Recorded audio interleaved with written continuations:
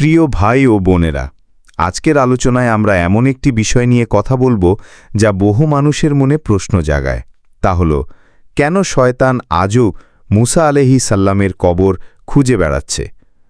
দুনিয়ার শুরু থেকেই শয়তান মানুষের সবচেয়ে বড় শত্রু। তার প্রতিজ্ঞা একটাই, মানুষকে পথভ্রষ্ট করা, তাদের ঈমান ছিনিয়ে নেওয়া এবং আল্লাহর আদেশ থেকে বিরত রাখা। কিন্তু নবীদের ক্ষেত্রে সে কেন এতটা অসহায়? কেন সে তাদের কবর খুঁজে বেড়ায়? আসুন আমরা ধাপে ধাপে বিষয়টি বুঝি। আল্লাহ তাআলা কোরআনে বলেছেন, ওয়াকাল্লামাল্লাহু মূসা তাকলিমা, অর্থাৎ আল্লাহ সরাসরি মূসার সাথে কথা বলেছেন। কোনো অন্য নবীকে এভাবে আল্লাহ সরাসরি কথা বলার সম্মান দেননি। এজন্য মূসা আলাইহিস সালামের উপাধি হল কালিমুল্লাহ, আল্লাহর সাথে কথা বলা নবী। শয়তানের জন্য এটি একটি বড় ব্যথার বিষয়, কারণ যাকে সে ভুল পথে নিতে চায়, আল্লাহ তাকে এত উঁচু মর্যাদায় সম্মানিত করেছেন। হাদিসে এসেছে, রাসূলুল্লাহ সাল্লাল্লাহু আলাইহি সাল্লাম বলেছেন, আল্লাহ মূসার কবরকে লুকিয়ে রেখেছেন, কেউ তা জানে না। সাহিহুল মুসলিম। কেন লুকিয়ে রাখা হলো? যাতে ইসরায়েলি জাতি বা অন্যরা তার কবরকে পূজার স্থান না বানাতে পারে, যাতে মানুষ শিরকের দিকে না ঝুঁকে পড়ে, আর যাতে শয়তান তার কবরকে ব্যবহার করে মানুষকে বিভ্রান্ত করতে না পারে। শয়তানের প্রধান উদ্দেশ্য হল মানুষকে কবর পূজা ও শিরকের দিকে ঠেলে দেওয়া। যদি সে মূসার কবর পেত, তবে মানুষকে বলতো, এখানে সিজদা করো, এখানে মানত করো, এই মাটি থেকে বরকত নাও। তখন মানুষ আল্লাহর পরিবর্তে কবর কেন্দ্রিক ভ্রান্ত পথে চলে যেত।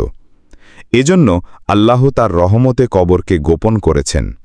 রাসূলুল্লাহ সাল্লাল্লাহু আলাইহি সাল্লাম বলেছেন, শয়তান মানুষের শিরায় রক্তের মতো প্রবাহিত হয়। সাহিহুল বুখারী ও মুসলিম। কিন্তু আল্লাহ নবীদের রক্ষা করেন।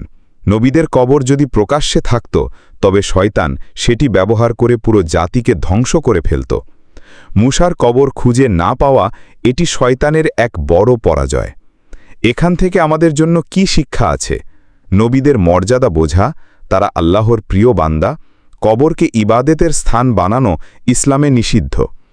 শয়তান এখনও চেষ্টা করছে আমাদের ঈমান নষ্ট করতে। সে আজও আমাদের ঘরে, আমাদের মনে, আমাদের সমাজে নানা ফাঁদ তৈরি করছে। কেবল আল্লাহর ইবাদতে দৃঢ় থাকা ছাড়া কোনো নিরাপত্তা নেই। আজ আমরা দেখি, কেউ কবরের মাটি খায় বরকতের নামে, কেউ মানত করে ওই পীরের দরগায় গেলে সন্তান হবে, কেউ মনে করে মৃত লোকের কাছে দোয়া চাইলে কাজ হবে। এসবই শয়তানের কৌশল। আমাদের উচিত কেবল আল্লাহর কাছে সাহায্য চাওয়া, কোরআন হাদিস অনুযায়ী জীবন সাজানো, নবীদের অনুসরণ করা, কিন্তু তাদের পূজা না করা, শয়তানের ফাঁদ চিনে রাখা। শয়তান মূসা আলাইহিস সালামের কবর খোঁজে বেড়ায়, কারণ সেখানে তার ষড়যন্ত্রের সুযোগ ছিল, কিন্তু আল্লাহ তার রহমতে সেই সুযোগ দেয়নি। প্রিয় ভাই ও বোনেরা, আজ আমাদেরও সেই শিক্ষা নিতে হবে। যদি আমরা আল্লাহর দিকেই ফিরে যাই, তবে শয়তানের কোনো ফাঁদি আমাদের ধরতে পারবে না। আল্লাহ আমাদের সবাইকে হেফাজত করুন। আমিন।